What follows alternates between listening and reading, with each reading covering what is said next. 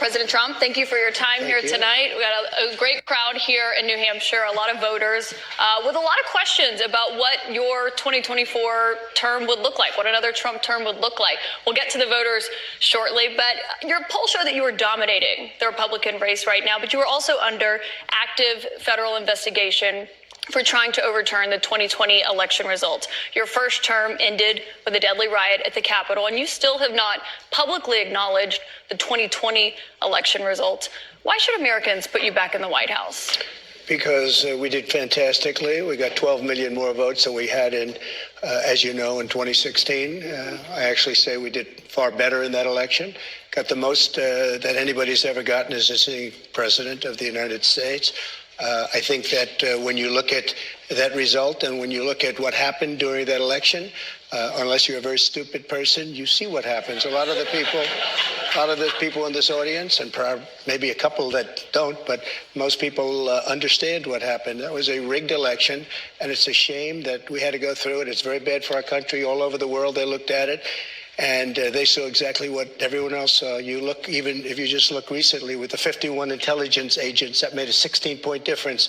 If you look at the FBI, if you look at the FBI and Twitter, they call it Twitter files, made a big difference. If you look at Mr. President, back to what you just said there, though, it was not a rigged election. It was not a stolen election. You and your supporters lost more than 60 court cases on the election. It's been nearly 2.5 years. Can you publicly acknowledge that you did lose the 2020 election? Let me just go on. If you look at True the Vote, they found millions of votes on camera, on government cameras, where they were stuffing ballot boxes. So with all of that, I think it's a shame that what happened. I think it's a very sad thing for our country. I think it's a very sad thing, frankly, for the world, because if you look at what's gone to our country has gone to hell. Our borders are bad. Our military has been bad. You look at the taxes, you look at inflation, what's happened to inflation. It's just destroying our country. We've really become, in many ways, a third world country. And it's very sad what's happened in this administration. And it's something that will turn around on day one. We were energy independent. Now energy is at a level that we've never had to pay before. Nobody can afford to continue to pay what's happening with energy.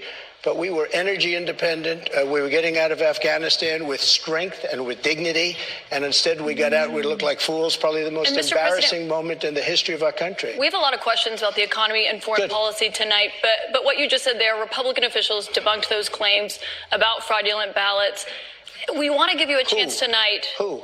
Republican officials in Georgia and every single state. There is no, your own election officials, Mr. President. So we wanted to give you a chance. People were afraid to take on the issue.